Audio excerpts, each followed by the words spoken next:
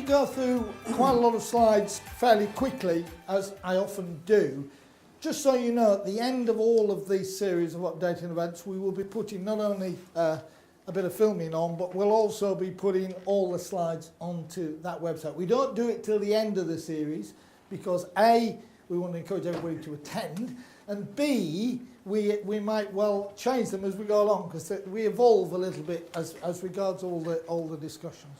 So what I'm going to try and do is to sort of take the policy issues that Grant has rightly raised and perhaps just put a context for where I think we are in relation to all of this. I started, I was looking back, it's now 2006, I think, 2009, sorry, I took on this job. And in that period of 9 or so years, there's been a lot of change. But I think there is change around, as we all know. And so, is it something to fear, or is it an opportunity? And I put a couple of things here. A pessimist is the one who makes difficulties with opportunities, blah, blah, blah. And then I always like that particular one, where it says the opportunities drank it while everybody else was discussing it. And there's a little bit about me when we talk about the famous B word that actually thinks that is something to be said. So what I'm going to do is just look at some of those issues in a sort of political, economic, cultural and technological view, and as I say, go through quite a few slides. The politics of our business. Now, as I think Grant said in his presentation, the politics is much more important now than it was ever before. I've been on this planet for a little while. I was a farmer's son, and I knew some of the products we used to use at home when I was sort of a young lad. And things have changed a lot, and thank goodness they have, because some of the products we used probably on the farm we shouldn't have been using, but that's another story. In terms of DEFRA in England, I was, a couple of weeks or so ago, I was at a launch here in London of Natural Capital Report, sorry, which actually was quite unique for me because we not only had the Secretary of State, we also had the Shadow Secretary of State as well there, and they were seen from the same hymn sheet, which was equally good to hear. Although, of course, perhaps the Shadow was talking about whether it was going to happen. They had a little bit of a ding-dong, but the reality was they were on the same page. And it was all very much on the environmental front. Creating more habitat for wildlife, creating and boosting biodiversity. The environment very, very much at the forefront of the agenda in relation to the politics. Although there was a bit of a reference to a national food plan, and that will of course depend on where we go with Brexit. And then if you look at other government departments in business, you look at the Department for Communities, and you look at their agenda, it's about promoting healthy and safe communities, meeting the challenge of climate change. We've seen that now, aren't we? Conserving and enhancing the national environment. There are some very common links. And those of you responsible for amenity management, which is all this room, are very much part of that agenda. And I think we've got to recognise we're working in that kind of political environment. And I think, there's a lot of people looking for certainty. I guess when I used to run businesses, I always used to say uncertainty was quite a good thing, actually, because there was always an opportunity from it. I think we've got to recognise that what is certain is the need for safe, healthy amenity areas fit for purpose. And it's very much a common theme now that we are putting with our communications to the public through our Get Moving campaign and others, is this need for safe, healthy amenity areas and the impact they have on every UK citizen every day. Every one of you is only here because of amenity management. You walked on pavements that were kept clean and safe, you came on railway tracks that were kept clean and safe, or on buses, or in all sorts of ways. Now, as Grant has said, the politics of our business, the National Action Plan has been quite important. When I took on this job, it was when we were talking about how we were going to apply the Sustainable Use Directive, Grant, when I first met you. And basically, the National Action Plan is the UK view, and it took a very voluntary approach. And as Grant says, you know, at the moment we know roughly where we are with the National Action Plan, but there's all sorts of things possibly going to change. And I don't want to repeat things that Grant has said, because some of these I can go through quite quickly. But there is no doubt the heat is being turned up on water and matters of water and soil, actually.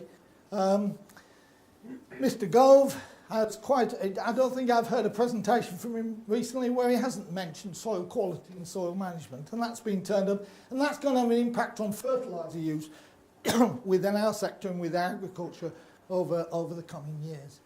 So, what the two key things in my agenda for looking forward at the moment are we have to demonstrate that we operate at professional standards, at an assured standard. And again, I won't take the away from what Steve will talk about, but that is really important. We must engage with that, and we must engage with this integrated management, planning and implementation. Now,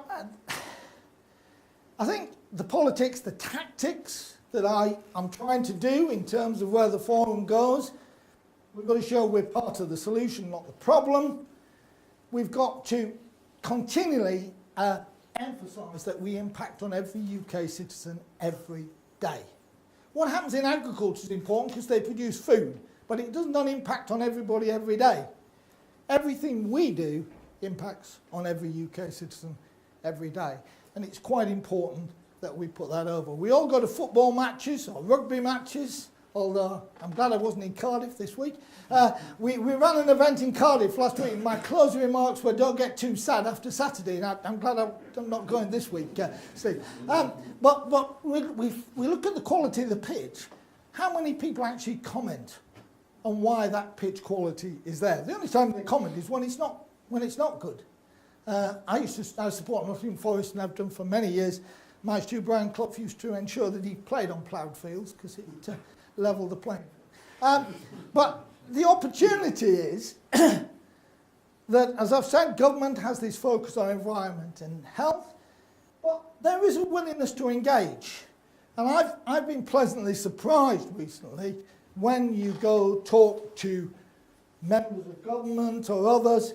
There is a willingness to talk about amenity, and I think, you know, Grant very kindly said we have upped our profile, and I think there's no doubt about that. There is now much more willingness to talk to us about it, but we must stand together. On the other part, as I've said, don't fight public opinion. I'm very aware, and I'm in London at the minute, and there's been quite a campaign in London about glyphosate.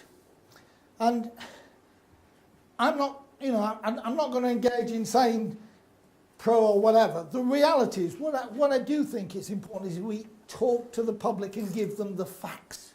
We talk about the science and the evidence, not just there. But it's no good just dismissing them. You know, it's no good just saying you don't know what you're talking about. It's really important that we engage with it. And the reality is, if it's used properly with professional operators at the right standards, it's proven to be safe because we've gone through a whole comprehensive review, as Grant said, in Europe. But it really is important that we engage with that discussion. And we talk about managing the amenity areas, not controlling. Control is a bit like James Bond or whatever, you know, license to kill, okay? And that's not something. I've just had a very interesting conversation with The Guardian, because some of you may have seen last week the article in The Guardian, which actually was a very selective analysis. I used to, when I was at university, I did statistics for part of my course, and, you know, lies, damn lies, and statistics. But the reality is, it's about saying we're not there to kill things, we're there to manage them and create these safe, healthy environments. Taking an integrated approach, how many times are you going to hear that word? But hopefully you will understand it's really, really, really important. And establishing that assurance scheme. Something on the economics. Now, we engaged with help from one of our members Oxford Economics to do somewhat of a study, and there's 3 slides here, and I'll go through them very quickly, but just to get some indication of the importance and the economic impact of the various sectors we work in. Golf and our railways. 45,000 hectares of land managed by our railway colleagues. So it's really important that, again, and these are sort of things, why did we do that? Because it's important when I'm talking to government and other stakeholders that I can emphasise how important we are. Focus on this science and practice, but recognise the anti-pesticide will not always be easy to convince or placate. I spent about an hour talking to a lady in South Wales, and I'm convinced that at the end of the hour she still was convinced that everything we were using in terms of chemical was toxic. Incredibly patient discussion, and when recently the Science and Technology Committee did a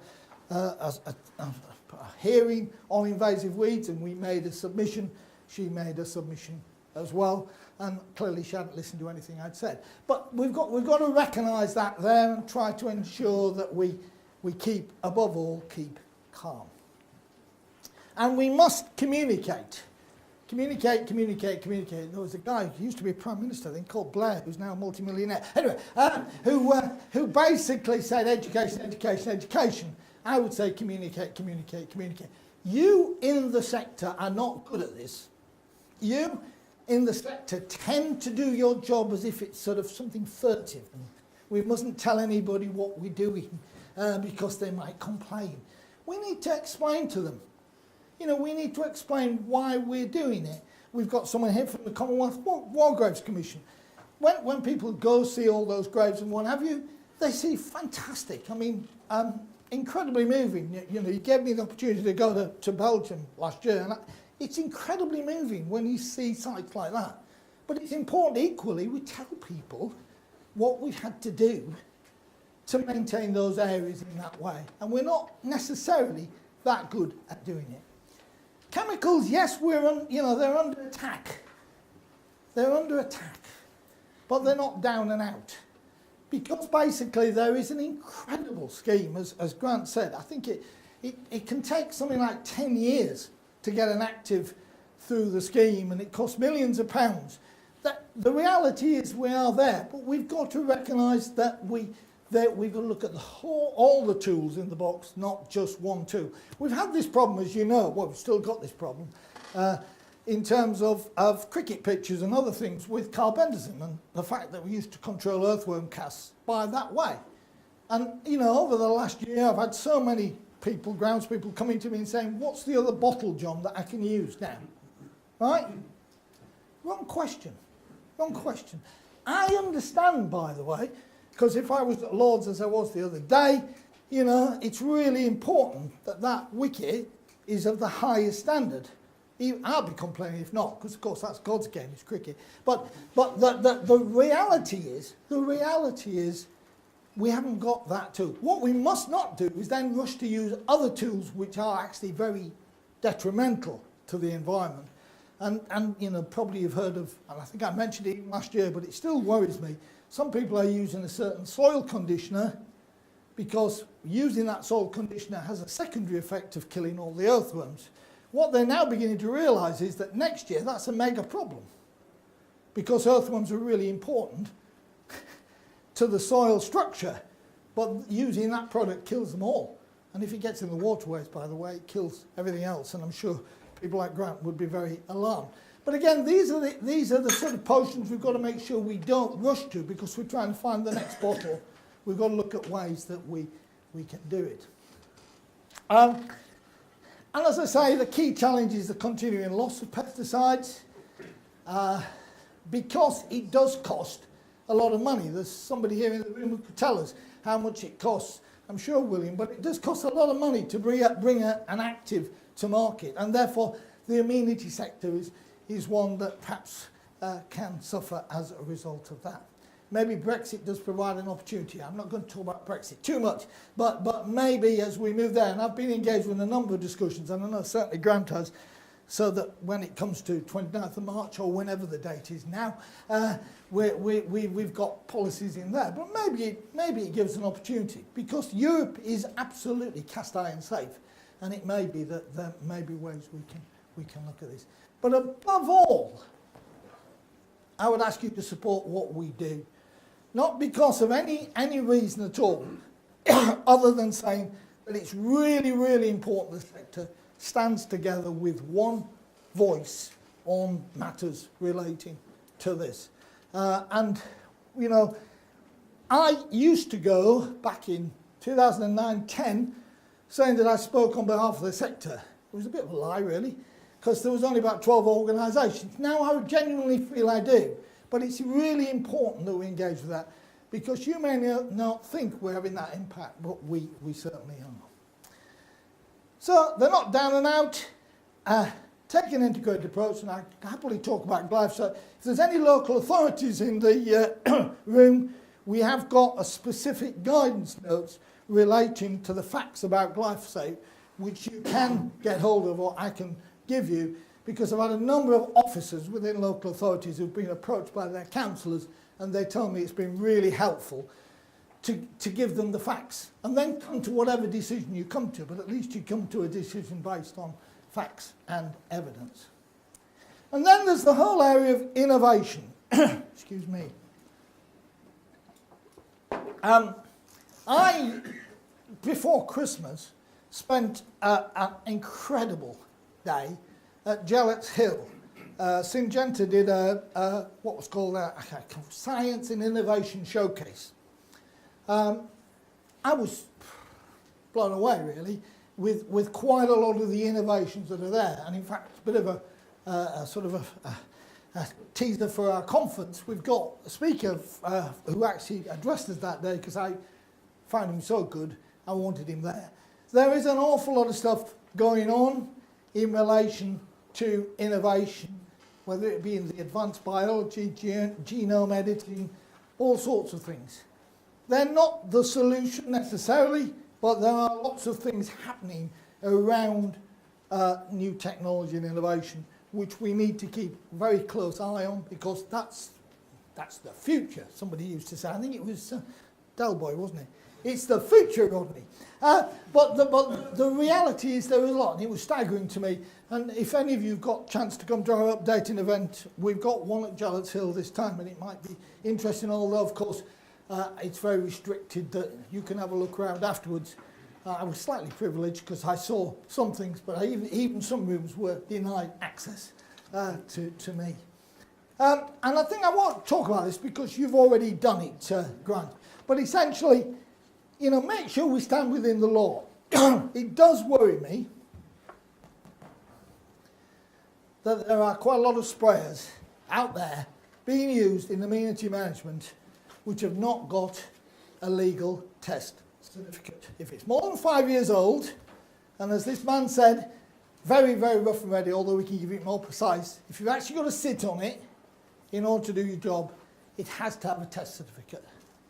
Now, why is this important? It's important for you because if you have an accident, your insurance company won't cover you, and also it really will damage the whole of the sector. If actually this happens, it could set us back a long way.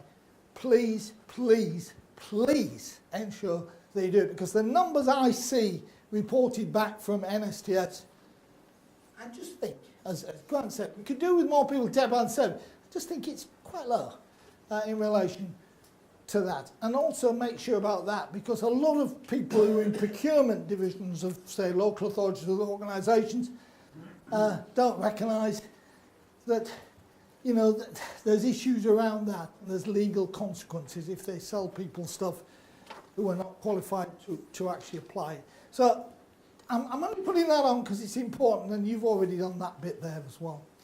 And again, I'm not going to do this too much because Steve is going to say in a minute.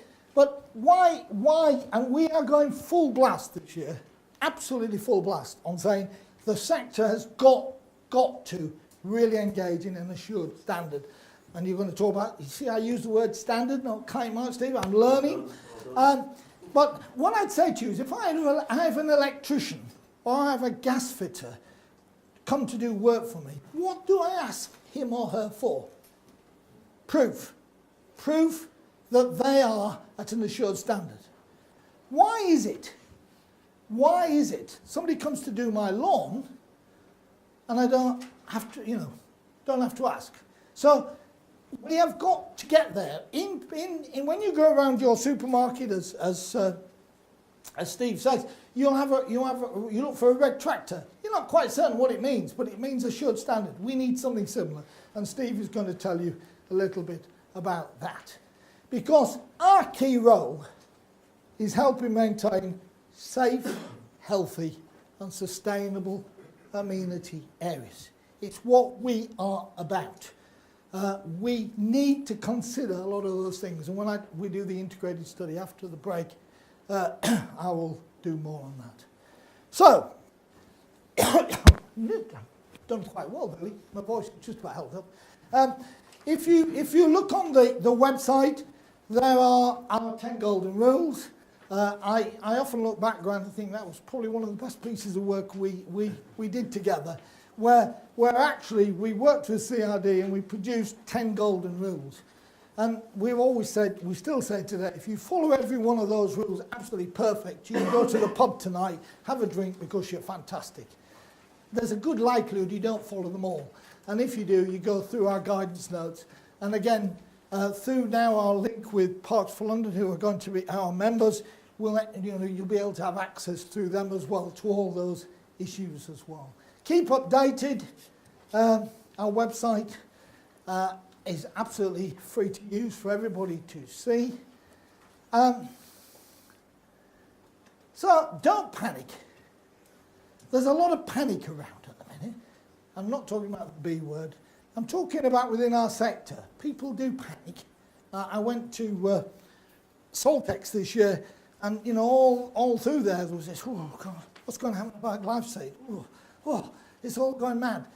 Don't panic, but do support and implement best practice. Demonstrate professional, take an integrated approach, get behind, I've put kite mark there, sorry, Steve, and show the sector united in relation to what we do. And that's Welsh, by the way. I don't know why that's still there. We did Wales last week, and that was sort of, I don't know what does that mean? Anybody in the room know? Thank you.